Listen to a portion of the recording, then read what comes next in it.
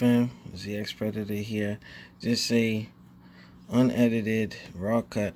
I just picked up the Gopro Smart remote. I had some Amazon credits, so I was able to pick this up. But I needed to get the convenience, and I want to give a shout out to NV King, Mr. Ken, and Moto Mac Travis for we did our YouTube meetup over at Motorcycle Mall a while ago, and I saw that Kenneth had that set up in place. So I figured, with his advice, I went ahead and picked one up. So didn't pay full price since I had Amazon credits, but I already bonded this thing. I'm gonna test it out with the GoPro Fusion, probably in the second half of this. But I just wanted to make sure it worked first. So I think I got it bonded. So let's see. All right, I'm able to change the mode on here. Yeah, I don't know if you can see it too well because that I'll see that screen is kind of. Oh, excuse me. I got some heartburn going on today. Heartburn action. But so far it looks good. And then look. This is the record button. All right, snazzy GoPro. Well, obviously that works. And let's see. Can I do?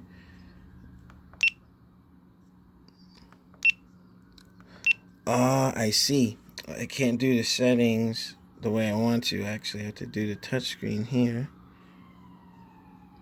All right, that's not too bad. All right, lock preferences. All right, so I did the connection and all that. Yeah, it might be a little blurry because it's really bright, but so far so good. I'm not even mad. I like the fact that I will be able to control this thing without having to touch the freaking camera. So when I have my Predator helmet, or if I'm going to Comic-Con, I'll use the wristband and stuff. But when I'm riding or whatever, I'm going to mount this on Zeus somehow so that it's like right there. And it comes with the charger and everything, so I'll probably have to get a longer cable. Oh, actually, yeah, I need an extension for this because the ones that, the charger, the proprietary charger that comes with it is rather short.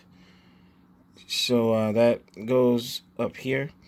You have the two little nodes where you have to plug in and all that. But yeah, this should be very interesting. So I was going to see if I could do a permanent fixture on the bike with it, but because this is so short, that might not be the case.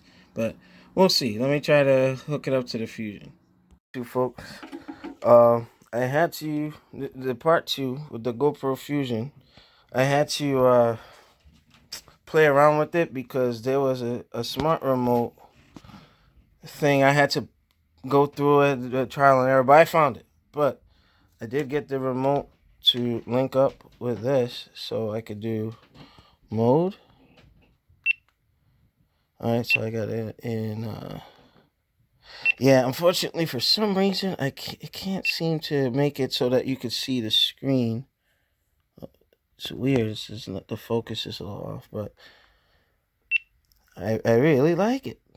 Alright, so I have to format the disc again, but the remote is doing its part. Let's see, make sure y'all can see it. But you know what? It should have had a screen like a backlit screen like the Fusion. So I gotta kind of play around with it, but it does work between the Fusion and the Hero Black 7.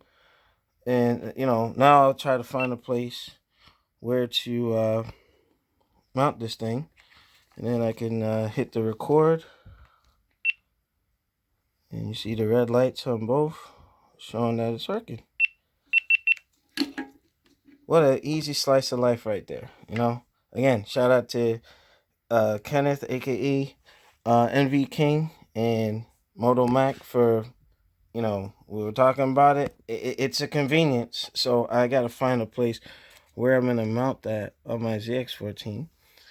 And then with my charger over here, I have dual ports.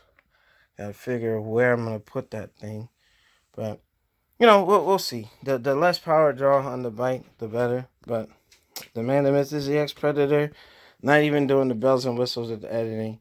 Just showing y'all what I got in the shoot.